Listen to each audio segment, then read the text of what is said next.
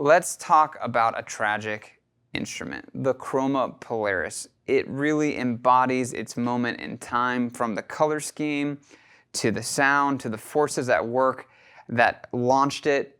Let's talk about it.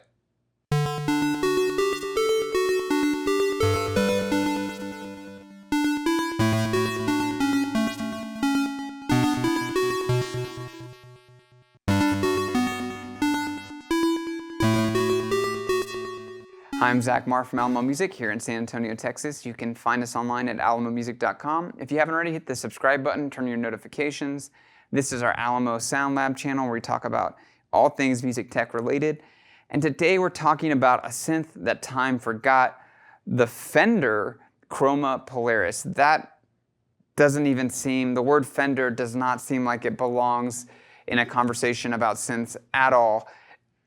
Oddly enough, the previous iteration of the Chroma Polaris was the Rhodes Chroma, which also seems kind of strange, and it was associated with Fender. And that's a whole weird story that we're going to talk about today.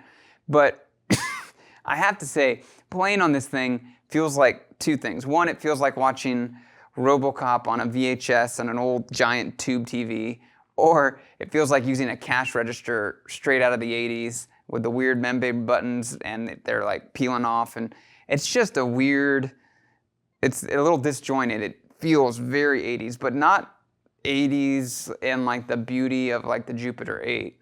It feels like the dirty 80s, the cash register 80s, the dystopian RoboCop 80s. It's got a sinister edge about it, and that's just me. It's me projecting onto it. But when you listen to it, it's not a real bubbly, poppy sounding synth. It's got an edge to it. It's aggressive.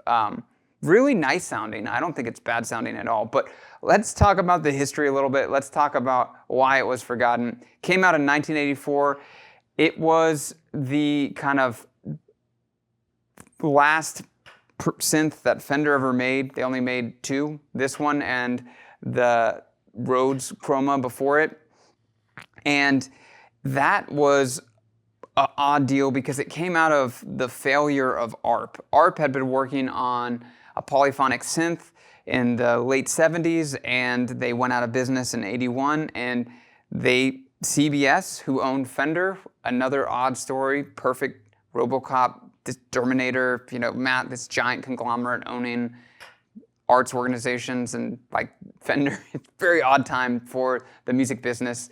Not a good time for companies like Fender. If you look at the history and people talk about CBS era Fender guitars, it's not really something people seek after. Although it's changing a little bit, but yeah, you can read about it. That's a whole nother history. Interesting, somehow CBS, Fender decided to buy some of the property from ARP and take on some of the employees and staff that have been working on the Chroma, and they released the Rhodes Chroma, which really was pretty radical for the time. A guy named Philip Dodds was spearheading it, from what I understand, and if you look at it, they're fairly rare. They didn't make a ton of them. They're very beautiful, kind of wood cabinetry. It had multi-mode filter, split layers, had up to 16 channels of polyphony to play sounds, and you could connect it to an Apple computer, which is really cool. It was, that's pretty groundbreaking for the time. Everything's connected to Apple products now with iPads and iPhones, but this was pre-MIDI, connected to Apple computer. It was able to send velocity sensitivity via an interface, which again was groundbreaking at the time. And the Chroma Polaris was basically taking that technology and putting it in a more affordable price point. And it was the second one they released in 1984.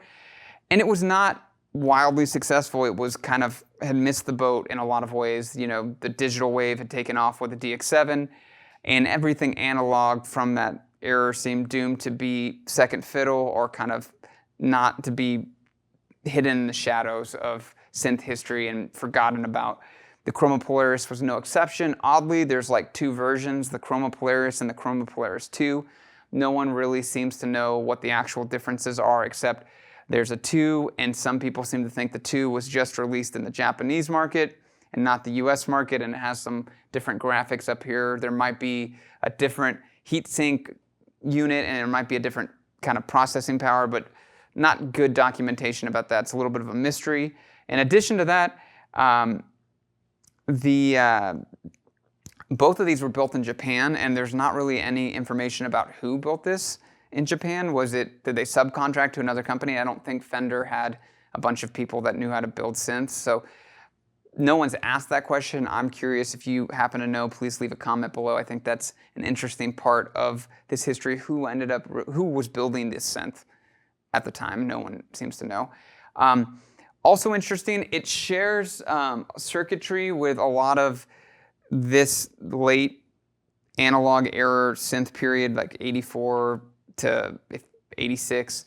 It has a Curtis filter and Curtis chips, and it uses the 3374 for the oscillators and the 3372 for the filter, which late Oberheim stuff, the Matrix and Expander used, and some of the sequential of the Prophet 600, the T8, the 6 tracks, and the Akai AX80 used the same filter. So that's a whole genre of synth. All those ones that I just named, none of those are like, some of them have larger cult followings than others, but none of them were massive commercial successes at their time. This is this whole kind of late, and it's not late 80s, it's late analog 80s synths. So really took place in the mid 80s. I've sometimes said late 80s in these videos when I really just mean late analog 80s, which is mid 80s. Anyway, side note. So very different sound. Like I said, it's hard to characterize. It doesn't sound quite like anything else I've played on this channel. I'd be curious if others have comparisons. It's got a broad sweet spot. It is definitely, and I wouldn't say sweet. It's aggressive. It's darker. It's nice sounding. It's not thin. It's not glassy, but it is kind of ominous to me. It's got a very ominous, foreboding. Again, it's weird. I don't exactly know how to describe it. It kind of eludes me on what a good description of the sound is. But I like the sound. It's very usable. Got a bunch of different nomenclature, so it's a little difficult to make your way around it because, instead of modulation, it uses sweep for like filter modulation, and it also has like for the different keyboard modes for split and kind of layered sounds. It uses link, and it's just not quite as, it doesn't use the same language that you found in a lot of synths from this era. It is multi-timbral, and from what I understand, you can actually have 6 different sounds going on all your polyphonies, so you can get some pretty complex things going on, and the MIDI implementation is very advanced, where CC MIDI, being able to kind of control most of the parameters via MIDI, which for this era, for an analog synth, is cool and unique, and speaks to the Rhodes Chroma team, how advanced that instrument was, and the technology know-how that they put into this instrument. So other things that are of note, it has this weird kind of pedal steel thing that you can do with that actual pedal, where you can bend notes that you hold versus notes that you don't hold to create interesting effects. So some unique things that you don't find in other synths. One of the downsides, the things that people complain about for this synth, are the membrane buttons going bad, like cash registers from the 80s, and the inability to mix your oscillators sound, like how loud they are. You can kind of get it off, turn them off altogether, but you can't really mix them. So those are kind of, it's 6-voice, I don't think I said that, 6-voice polyphony, which isn't a ton, but it is what it is. And it also has 132 patch storage, which is decent for the time as well. So it's a nice little synth, and it's heavy. Super heavy. That's another thing people complain about. This is one of the heavier synths and it doesn't look like it should be. It's not bulky, but it is dense, heavy. Feels well built. The action, I really like the action. It's velocity sensitive, and I like whatever keyboards in here. Apparently on the early Rhodes Chroma, they used an action from Kimball pianos, which is kind of a strange thing I don't know what action this is, but it's very nice. It feels great to play. Yeah, so let's take a listen and we'll get into how it sounds and then kind of conclude with some final thoughts.